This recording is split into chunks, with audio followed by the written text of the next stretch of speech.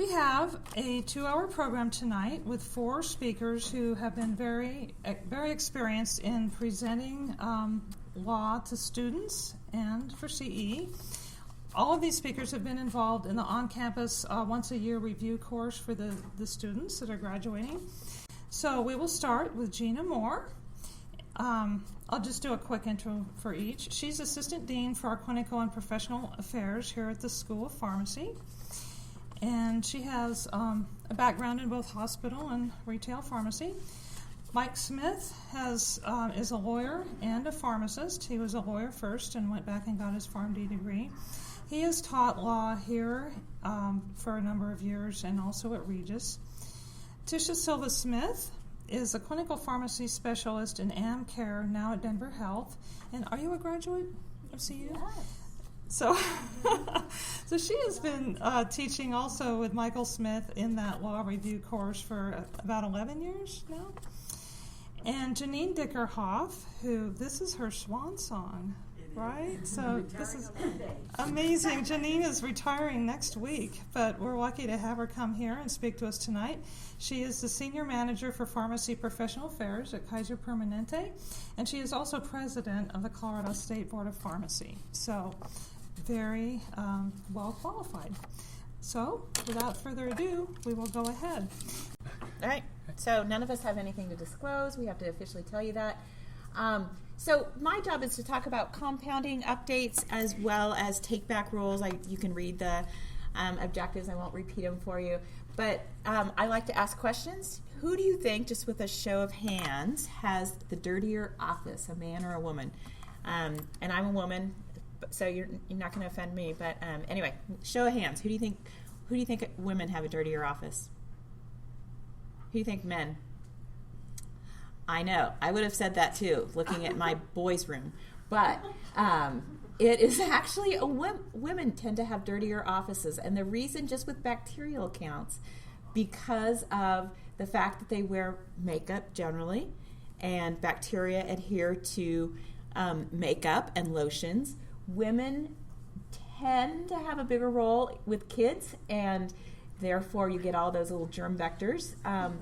But the reason I tell you this is not to pick on women, but the fact that a lot of our compounding regulations have to do with the things that we think about, like hand washing, no makeup, all those things, protecting facial hair, all those things like we put in our hair. So I put it in there just for you to remember that a lot of the things that we do for compounding have to do with doing all we can to eliminate bacteria.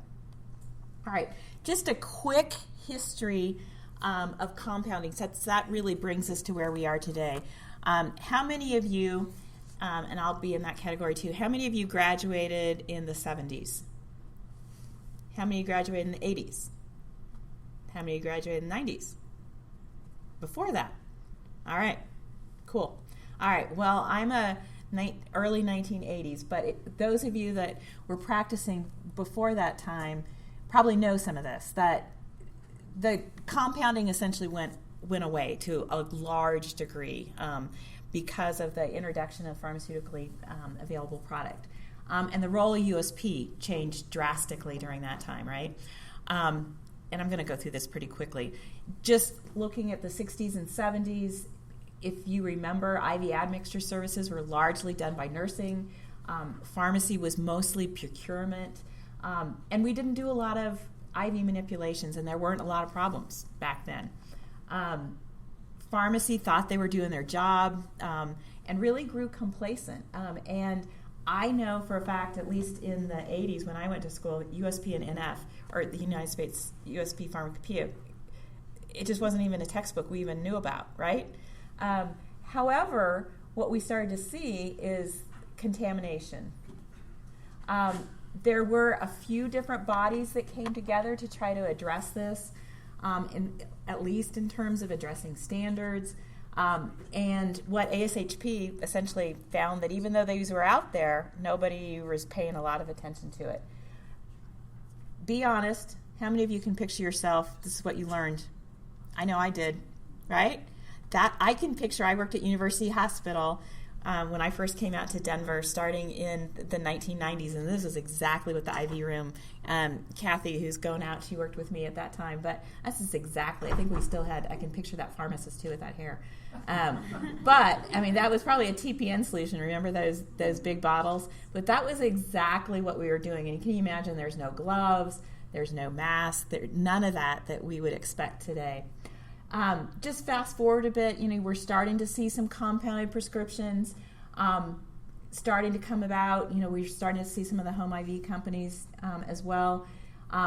But providers started to prescribe other agents and dosage forms that weren't available. And then we started to see this explosion, remember, of all the IV companies that came in the early 1990s, and it was a huge opportunity, all sorts of people, which, that's consolidated a great bit. But what, we live in America and we have the opportunity to make money, and pharmacists saw an opportunity to make money. So we started to see this whole notion of compounding pharmacy. Do any of you work in compounding? I should ask. No? Okay. So compounding pharmacy has become, a big deal. A lot of people have made a lot of money with compounding pharmacy. However, we at least didn't do a good job in schools of pharmacy in teaching aseptic technique. And unfortunately, we had a lot of people graduate that really didn't know what to do with a lot of the sterile products. And frankly, that's still something that we run into because of 797, which we'll talk about. We don't have the opportunity to train a lot of our grads in 797, which continues to be a challenge. All right. So USP in 1992 had some draft recommendations. ASHP came forward. But again, nobody was really, these technical bulletins, there wasn't any meat behind them. People didn't have to follow them, so they didn't. So that's remember Angry Birds? I know, I played it. So the FDA, you started to see this battle between the FDA and pharmacy, that the FDA was, none too happy with the practice of pharmacy, and they got Congress to enact the Food and Drug Modernization Act in 97 to address pharmacy compounding and protect patients. However, it went up to the Supreme Court, unfortunately. It was declared unconstitutional, and you've got pharmacy and FDA duking it out, essentially. And unfortunately, there just became this void. But 2008, finally, USP 797. So if you think about it, it hasn't been around all that long. But 797 is really what finally got people's attention and forced people's hand in terms of obeying and having some guidelines for sterile compounding. And our State Board of Pharmacy, that board rules have essentially been based on USP 797 guidelines. Remember, though, that 797 is just the minimum, and it applies to pre-administration manipulation, so not post-administration, but all the things that we need to worry about, compounding, transportation, and storage. It applies to everyone, even though we think of it as pharmacy. It really does apply to all compounding.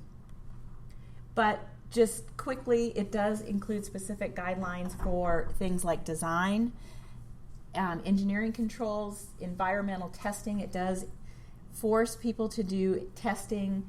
It does require personnel training and testing. That's where we get into trouble with our students, because of all the hospitals that we send them to have their own 797 programs, and unfortunately with our students that becomes a challenge to get them trained. Quality assurance testing, adverse event reporting, and storage and dating. All of those are components of 797. Also, remember that the main point is that the direct contact is the principal source of contamination. You can use alternative technologies only if you prove it, though, that it's superior to what 797 requires. So remember, probably a key point, 797 is the minimum. You can employ other technologies if you can prove that it's superior to 797. And it also applies to everything, not just IVs, but any type of compounding that you're going to apply, implant, inject, insert into the body. just a picture of a clean room. If you haven't seen one, remember the IV picture I showed you that we learned none of those you can do anymore. You have to have the gowning area, the ISA 7 room, all of that has to be laid out and very specific in terms of the clean room capacity. And there's a lot of companies that have made a lot of money in terms of coming in and designing 797 compliant compounding areas. I want to go over different use categories for 797. There are immediate use, which we're going to talk about, and then we'll talk about other types of use. But the first one is immediate use. This is not in Colorado rules, and the reason why is because it's immediate use. They didn't contemplate it. It's not for pharmacy to compound and have available sitting in the nursing unit. So a typical scenario would be like an emergency room. So you need to give somebody an IV immediately. You don't send the order to the pharmacy, have pharmacy compounding, and sending it back to the emergency department. It's meant for immediate use, so it's just what it says. There's no delays or interruptions from when you would administer this. It is simple transfer, and it's not more than, NMT is not more than 3 non-hazardous. So the differentiator here is you're not talking about chemo, right? So you're not going to give somebody immediate chemo that would be hazardous to make in an emergency department setting. And there's no expected contamination of ingredients. It's not going to sit around and grow bacteria. This is immediate use. I gave those examples. It's not intended to be a loophole. This is really, truly when somebody needs it right away. Next risk level is low risk. So ISO 5 is essentially looking at the number of particles in the air, and that's defined there. I would tell my students I don't necessarily need you to memorize it, just understand that. And essentially what you're doing is simple aseptic transfer of not more than 3 products. And I realize we're going through this really fast because we have 4 of us, which is great because you won't get bored listening to one of us for 2 hours, but we all tend to be wordy, so I'm going through through this pretty quickly. Medium risk, same as low risk, but it's more than 3 products, so essentially what can you think of that falls in that category? TPN. I mean, that's probably the easiest example. And it's more complex in terms of the preparation. And then high risk. The easiest way to think about high risk is making something that's non-sterile into sterile. So like a bulk powder that you're going to go through a terminal sterilization, and that is going to be administered to the patient. I'll quiz you on this. Really, no, I'm kidding. What you need to know is beyond use state. So based on risk level and storage temperature, there's different beyond use states that are defined as, again, minimum standards. So you can see a low risk controlled room temperature is 48 hours. And this is just beyond use dating for storage. If there's other specific manufacturer instructions, those supersede this, but this is beyond use dating for storage conditions. Remember I talked about garbing requirements and whose hands or whose office is dirtier. This is where that comes in. So whether or not you can use makeup or jewelry, so women that like to have makeup and jewelry, you're probably not best served by going to a compounding pharmacy because you will not have to be able to wear any makeup or jewelry in any of those risk categories. Hand washing is the one that applies to everything. Hair and facial covers apply again. Shoe covers, the gowns apply, sterile gloves and masks. So remember that guy sitting in the IV hood? You would never see that today. Or you better not see it today. At least when Janine comes to visit your pharmacy, you might not be too happy. All right. Just the order in terms of personnel cleansing and garbing, there is a very specific order in which you must do it. And I'm not going to go into detail. You have these handouts if you want to wear them, but just know that you go essentially from dirtiest area to cleanest. So you remove your garments, you garb, you dump first of all your shoe covers, as you might expect, then hair, and then the hygiene and the gown. Again, once you're inside the clean area, then you're going to cleanse your hands with alcohol, surgical hand scrub. Then you do gloves on top of that, and you're repeatedly applying sterile alcohol to the gloves between every preparation.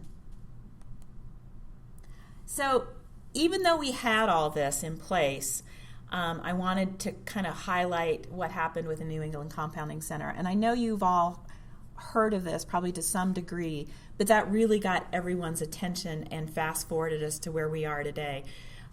This was October of 2012, and you might be aware of the fact that there unfortunately chose to compound in a non-sterile environment, and there was fungal meningitis which contaminated methylprednisolone acetate suspension, which was shipped widely across the United States.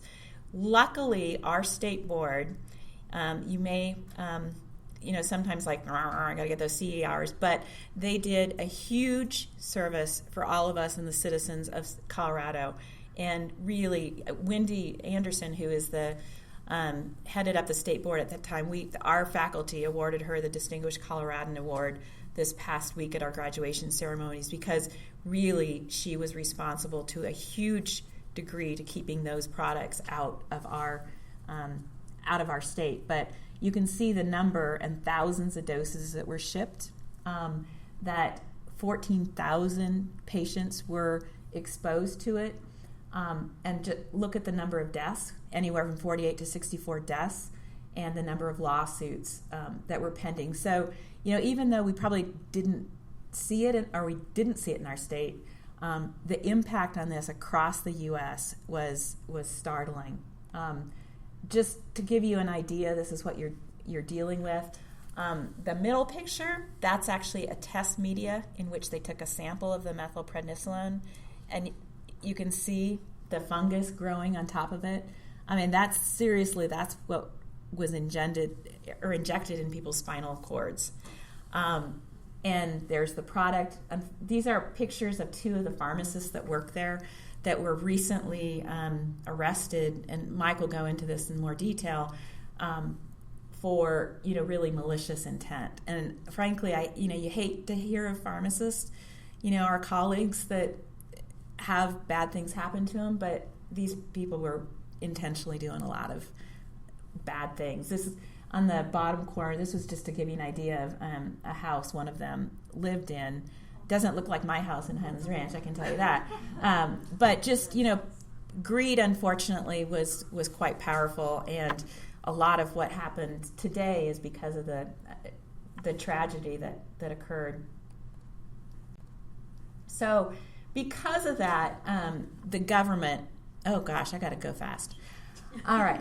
Because of that, the government stepped in and, essentially appointed a subcommittee of the House Energy and Commerce Committee, 48 compounding centers. So New England Compounding Center was the tip of the iceberg, but 48 other companies were found to be producing and selling drugs that were contaminated. I would ask you how fast bacteria multiply, but that's what we're really getting at, is the fact that if you're not compounding in a sterile environment and you introduce just a few bacteria, bad things happen, that exponential growth occurs. So just in case you're wondering what happened, it wasn't the fact you're getting ready for Thanksgiving dinner, although it was the day before Thanksgiving, but President Obama did sign into law the Compounding Quality Act. That occurred a little less than 2 years ago now, that you really got the attention of Congress that really looked at the fact that people were making money and not protecting the public. A comment from Harry Reid, people were in fact risking lives. So this Drug Quality and Security Act, it created a new section under the Food, Drug, and Cosmetic Act. What it did is the compounders can become an outsourcing facility that qualifies for exemptions from the FDA, but they are not exempted from current good manufacturing processes. So they essentially have to follow good manufacturing processes. It superseded a bunch of other laws, but the bottom line is it enabled the FDA to ID providers, products, and actually be more systematic in terms of getting reports and inspecting places for good manufacturing practices. Here's the downside. It is voluntary. There are some downsides. I'll mention that. I want to move on quickly to the Colorado pharmacy rules. Non-sterile compounding, quickly. What if you have a prescription for this and have the following ingredients on hand and you plan to make 120 mLs, what expiration date would you put on the product? 8/15. Yep, right. So normally you could put 90 days, but if you have an ingredient that expires sooner, that's what you put. All right, another question for you. If you become the manager at a local retail pharmacy, which of the following is true? All three.